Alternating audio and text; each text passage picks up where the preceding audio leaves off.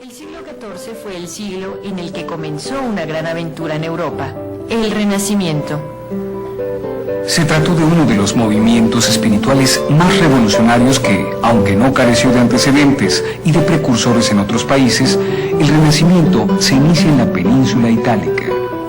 Las ciudades-estado de la península itálica llenaban todas las condiciones para que en ellas comenzara el cambio que abriría una nueva época en la historia, el Renacimiento. Por un lado, en el territorio italiano había florecido la poderosa civilización romana, con cuyas ruinas convivían los habitantes de dichas ciudades, quienes, hacia el siglo XIV, empezaron a tomar conciencia y orgullo de su glorioso pasado.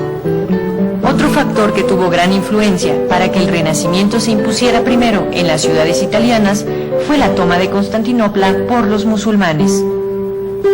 Con la caída de Constantinopla, muchos de sus artistas y eruditos, celosos guardianes de la cultura greco-latina, al emigrar a las ciudades italianas, difundieron sus conocimientos y su arte.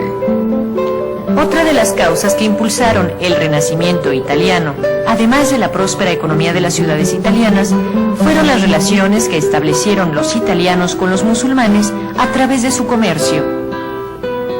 Por medio de esos contactos, los burgueses italianos supieron de la cultura griega que los musulmanes tan celosamente habían preservado. Gracias a esos factores y a la necesidad que ya se hacía sentir de un cambio, la cultura de la antigua Grecia y Roma volvieron a resurgir. Fue así como nació un frenesí y una verdadera pasión por el estudio de los antiguos, y el conocimiento de su filosofía les llevó a aspirar a una perfección espiritual basada en la cultura clásica. A esos hombres que se dedicaron a estudiar a las culturas clásicas y a las ciencias humanas se les llamó humanistas. Los humanistas se distinguieron por estudiar y desarrollar diversas áreas del conocimiento a la vez. Generalmente eran coleccionistas, bibliófilos, traductores, eruditos y diplomáticos, entre otras cosas. Aquellos humanistas desarrollaban una desenfrenada actividad. Buscaban infatigablemente los textos de los autores clásicos en las bibliotecas de los monasterios. Los copiaban para que no se perdieran, los estudiaban y los comentaban.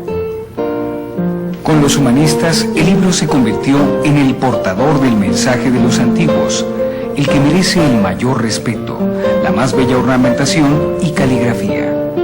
Con los humanistas se crearon bibliotecas públicas y nació la crítica a los textos y una nueva literatura.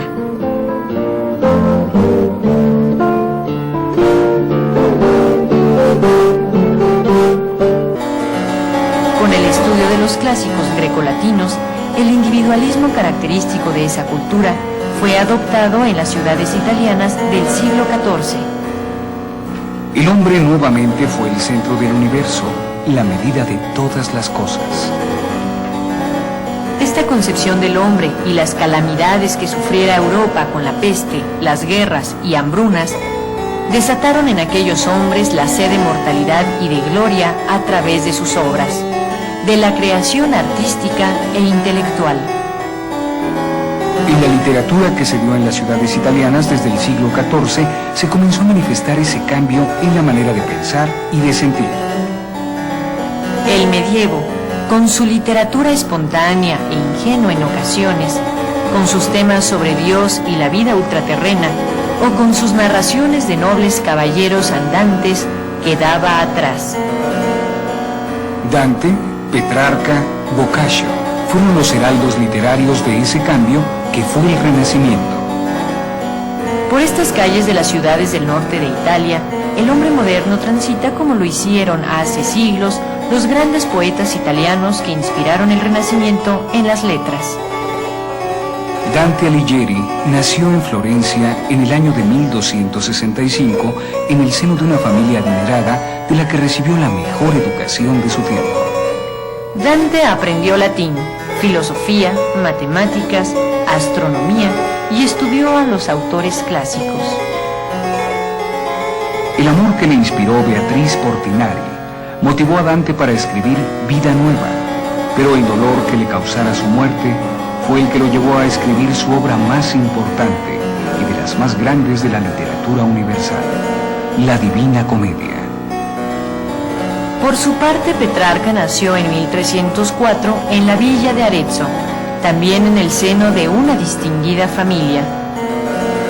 Inclinado al estudio, Petrarca encontró la libertad para leer y escribir en la vida religiosa. Allí en el monasterio, su pasión por los autores grecolatinos se reflejó en sus obras, de las que sobresale su Cancionero. En Petrarca, el pensamiento renacentista es patente en una carta que dirigió a uno de sus amigos y en la que le dice que las obras son frágiles para un largo camino, pero que el esfuerzo del hombre es el que los hace inmortales. Lo cierto es que Petrarca fue considerado el verdadero precursor del Renacimiento italiano de las letras y su obra más famosa es el Cancionero. Boccaccio fue otro de los grandes autores renacentistas. Nació en París en 1313, pero radicó en Florencia y desde muy temprana edad estaba destinado por su padre para ser un hombre de negocios. Sin embargo, las inclinaciones del joven Boccaccio eran otras, pues solo quería escribir, ser un hombre de letras y a ello se dedicaría. Boccaccio escribió obras en verso y prosa, siendo el Decamerón su obra más destacada. Dante, Petrarca y Boccaccio ya no circulan por estas calles, es cierto, pero su espíritu aún se mantiene vivo e inmortal, como tanto lo desearon.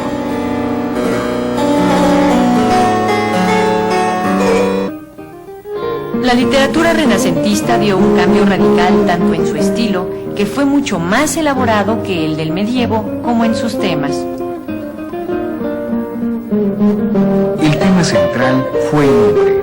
En verso o en prosa se escribieron sus venturas y desventuras, sus amores, sus pasiones, fueran estas escritas en un tono o estilo sobrio, o jocoso, o burlesco.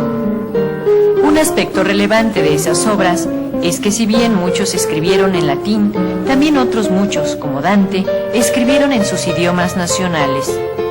En Italia y en el resto de Europa, los idiomas se reafirmaron en su valor estético y literario.